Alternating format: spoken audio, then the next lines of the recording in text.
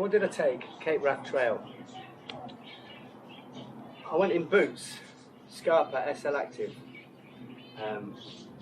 Excellent boots, kept my feet dry the whole way. These were vital. Gaiters. So they keep bottoms of your trousers clean, also keep ticks out, midges out. So that was my bottom of my legs. Scotland can change in a second. Rain can just come down in a second. So I always had my rain cover on, but I always wanted to be able to just reach and quickly grab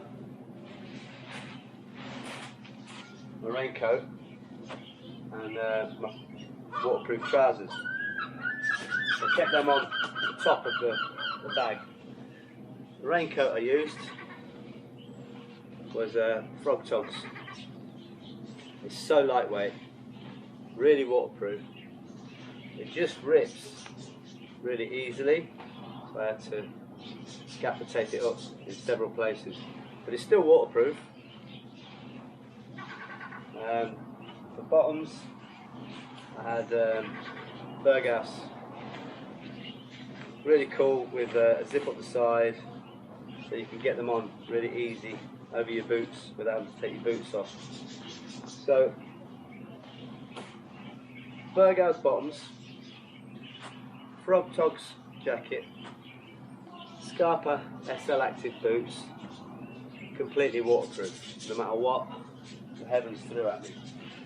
My rain cover wasn't brilliant. I need to get a new one. I've had to patch this up several times, but I'll leave that there. Walking poles. I couldn't do this without walking poles. So carbon fibre, really lightweight. You don't even know you're holding them. And just for getting up hills and for coming down hills, I would recommend walking poles for sure. The camera I took, I'm filming on it now, is an Osmo Action. It's like a GoPro but a bit cheaper.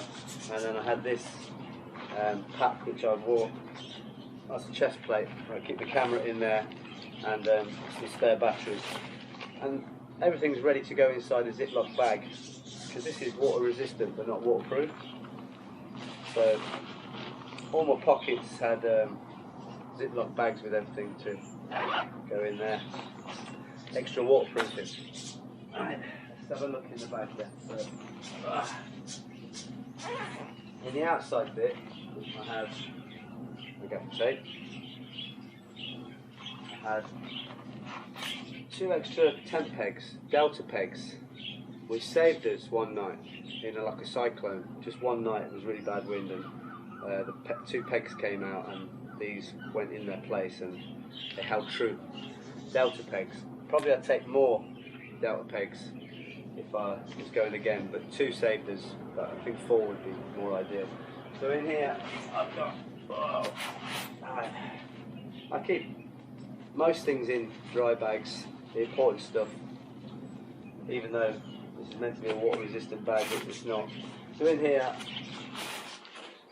got a windproof top, zip up, also good to wear at night for extra warmth. And I had a woolly hat, just for if it was cold in the day, which it never was, but for extra warmth at night. So, and also on the outside here I have some extra smidge, which does work. Talc to talc my feet, which is something I like doing to keep them a bit more dry. Sun hat. Now this, just with that, keeps the sun off the back of your neck. Some of the tops I had though had a hood, so this was only used when I had a top on that didn't have a hood. I think I'd get more tops with more hoods. Thin polyester tops, just with a little hood, perfect. It means I probably won't need this sun hat in the future, but it's a great sun hat. So far I've used everything, needed everything. Oh, right, that's what I did. So this is something I use, is on both knees, is knee braces. I just pull them up over my knees, and they just really help coming down hills and stuff. I'm really fond of those. That's it, that's that actually. Now, like I say, I went with my Scalper SL Active boots. But there's a bit of a hot potato for debate, especially on the Cape Wrap Trail, of whether you should go in boots or whether you should go in trail runners. Now these are Ultra Lone Peak 6s, and they're really comfortable, they fit like a glove. My plan was to use these for river crossings, but I found that all river crossings I could do barefoot. So I would just take my boots off, attach them to my pack, go across barefoot, minimum drying of the feet, socks back on, boots on, and I kept my feet dry, apart from when I fell in the river, for 16 days in a row. I never had wet feet. My feet couldn't stand being wet all day long, so I wouldn't go myself in trail runners, but this is my luxury item. Really cool at the end of the day to be able to take the boots off and walk around camping then. But I did use them for the first river crossing, but then they took about 3 days to dry out, so it was a bit of a pain. So, side pockets, what have we got? In this side pocket I would carry a 600ml smart water bottle. I'd also have a chamois for drying the tent off any condensation in the mornings. I also carry a couple of electrolyte tubes in there. They really power me up, they're amazing. So that's like water, chamois, electrolyte. Also here, extra carbon poles for the side of the tent. Just if you watch the video, you'll see how they work. They're super light. Other side pocket. This is my water filter of choice. It's a Grail, and you can filter from any manky pond, any farmyard with chemicals in it, metals. Whereas the Sawyer doesn't filter out everything, I'm led to believe, but this one does. So that's my Grail water filter. Easily a hand smidge and sun cream. And that's the side pockets taken care of. Let's spin my bag round. So in here I would keep my lip seal and I keep my GPX device. In here I keep my mobile phone. In here I keep the selfie stick so I can get to it nice and easy. And then a bottle of water goes in there, and I've got hand gel hanging off there. Side pockets. So things I want to get to easily, especially at camp at night, I'll put in here. So I've got my head torch, I've got my head net, midgy head net, and I've got some afterbite. So if I get, like I've got a clegg bite on the ear, so I just pull this out straight away, dab it, and deal with it quickly. And some spare batteries for the GPX. I always have some spare in here because I was using the GPX in the daytime and it ran out of batteries. I didn't want to have to empty a load of stuff out of this to get extra batteries. Right, other side pocket. Little monkey grip tripod for the camera. Right, this is my second Garmin device. This is the SOS device, InReach Mini, just on the most basic package. Good to have that security to know that if you break a leg, whatever, you can press that SOS button. And we were sending standard messages back home, which is as many as you want free, so it is good. So that I love. But hopefully, well, I'm going to say never you have to use it, but we did use it to get a weather report, and this incidentally was often wrong. Weather changes so quickly in the Highlands that just because it says rain, don't let it put you off, carry on. Often it doesn't rain, but often it does. But anyway, that's the Garmin InReach Mini, and then in here, in case everything got soaking, like my lighters got soaking, I always like to carry a flint thing. And then let's get a block nose. I always carry a bit of old bass oil. Anyway, that's all at hand in side pockets. So that's that taken care of. Right. Sunglasses. need a pair of sunglasses, even if it's not too sunny. It just gets a bit bright sometimes. So that's that take care of. Right, let's have a look what we've got inside the bag. So far all of that, used it all, needed it all, couldn't have done without any of it. Maybe the trousers. Right, so something I didn't use, I used once, is a poncho. And it's a Dyneema poncho, and I bought it as a kind of backup. And I think I would have used it, because like I said, the Frog Togs is waterproof, the Berghaus was waterproof, but this rain cover wasn't perfect. And water would still soak these bits, still soak the pockets, and still get down the sides. So I was thinking the poncho would just sort that out, put it over the top, but I didn't need it. It didn't rain that badly. So my tent is a Z-Pax duplex tent, 600 grams. Just sits in there with my poles. That tent was brilliant. Stood up to a cyclone. Didn't think it was going to, but it did. Right, what I've got here is a battery pack, 20,000 milliamps or something. Get loads of charges, 6 mobile phone charges or something. But I've got 2, that's about 400 grams. So I've got 2 of these. It's a lot of weight in power banks, but I was filming everything, I didn't want to run out. So that's 1 power bank. Then I've got in there my wash bag, which has got a razor, shaver for doing my head and my chin, toothbrush, deodorant, everything you need to make yourself look pretty. Poo bags, so just toilet roll and wet wipes in there, and some bags as well, some nice scented bags to put your tissue in and your wet wipes in. So, got these little green ones on the internet. Look at them. Earth rated. They work well. They smell nice. So, 1 loo roll, 1 packet of wet wipes, and some bags to put the rubbish in. Now, this amazing piece of kit made by Nalgene is a very, very wide mouth cantina, but used for when you're in the tent and there's 1,000 midges outside, or it's, as it did every night pretty much, tips it down with rain, and you don't want to go out of the tent. You can go in there. It's perfect. Right, this is my sleep bag, so I keep everything in here, so when I get to camp I can put the tent up, pull this out, and that's everything I need to sleep. So in here, now this is, I've tried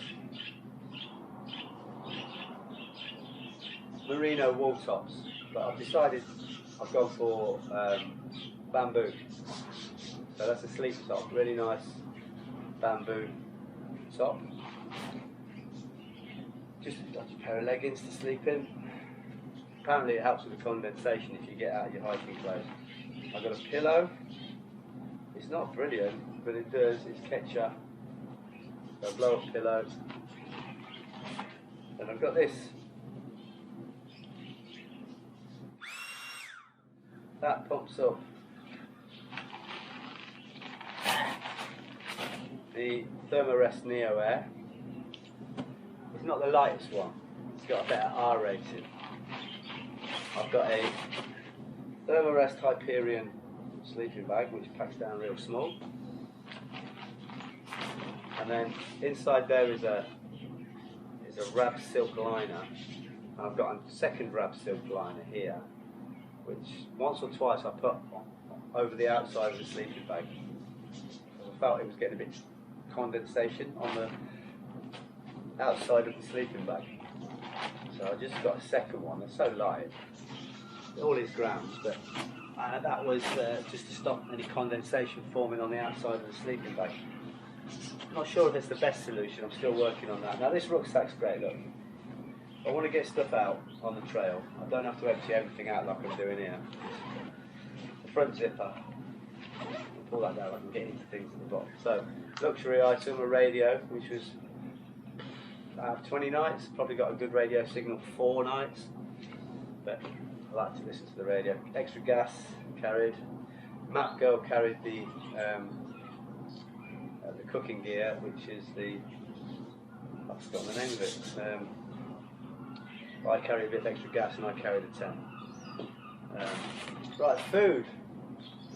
Let's have a look what sort of food we were taking. This was 3.5 kilograms heavy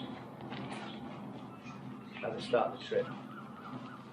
At the end of the trip it was kind of empty. So daily food would be something like this.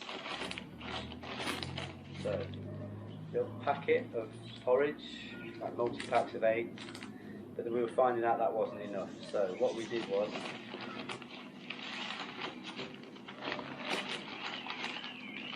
I bought some extra porridge, put it in a zip bag, and we just topped up the porridge, so a bit more porridge. But inside that I was putting some goji berries. Just had that in a separate bag. That was breakfast then. For lunch, I would have super noodles or these nakeds. They're just gorgeous. And sometimes a little pot of tuna. And in the evening, we had fuel. Already weighed out, 100 grams. It's about 100, I don't even know, 50 grams of porridge, 100 grams of fuel, 100 grams of noodles. Lightweight, but only about 1,000 calories. So, in the side pocket here, I would put some of these energy bars. But I think I'm going to change from. Oh, these are nice. These are called PhD Smart, chocolate brownie one, Tesco's. What are those ones? Cliff bars.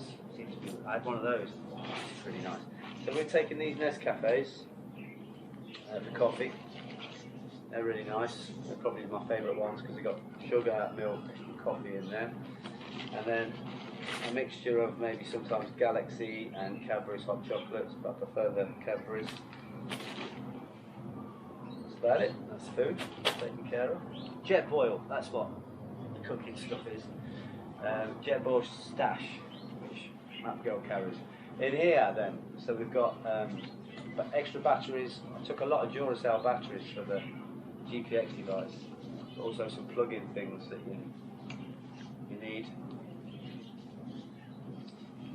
Along the way for the second battery pack, which is slightly heavier than this one, so I'm going to buy another one of these. So 2 power banks, that's about 850 grams worth of power. Pretty heavy. So in here, I used so far everything. Needed everything as well. I've got this is now I probably would take something different next time. This is one of those travel towels, well, it's a travel hand towel for drying yourself. I went for the smallest one. They don't dry out very quick, and then when you put it back in your bag and go to it the next day, it stinks. So I'm going to find a flannel or something, or be able to hang it off the back of the rucksack. So, and I took some shorts as well, just in case I got a river bath anywhere. So in here, some stuff you hope you're never going to need. But use loads of Compede from the first aid kit. And then in here I've got like a little pouch to fix in. It's like got Thermarest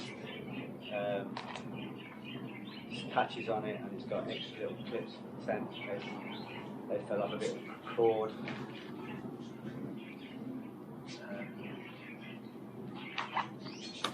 I was going to set up a washing line on the inside of the tent with a bit more cord, but I never got round to it, never needed it, so it's alright, use that. And the one thing, about the only thing I'd hope I would never use is an emergency blanket.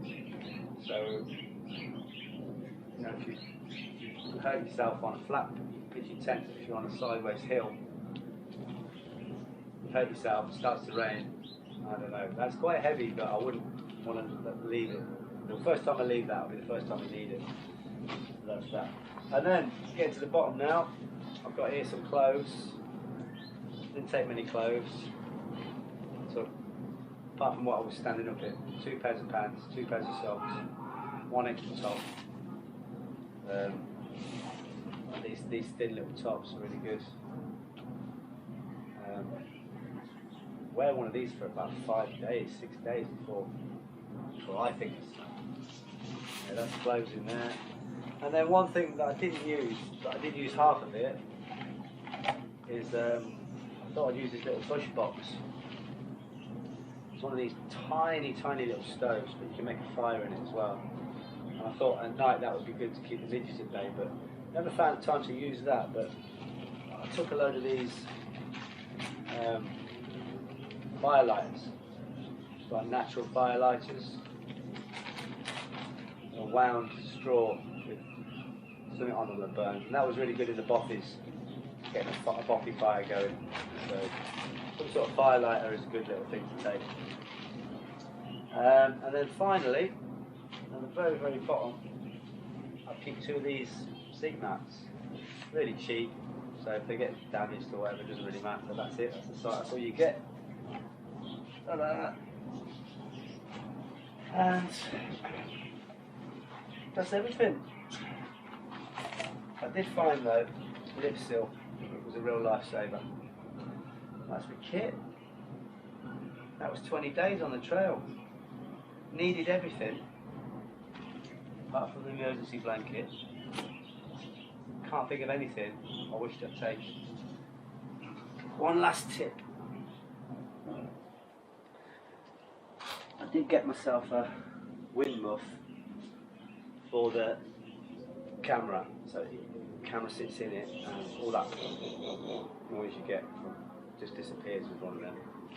And so my rucksack was 16 kilograms at the start, and that included 3.5 kilograms of food, 1 kilogram of water. It gets a bit achy on my shoulders, so I got always ultra secure night. My rucksack sits on them, it just stops me getting cuts or rubbing or blisters there. They're brilliant.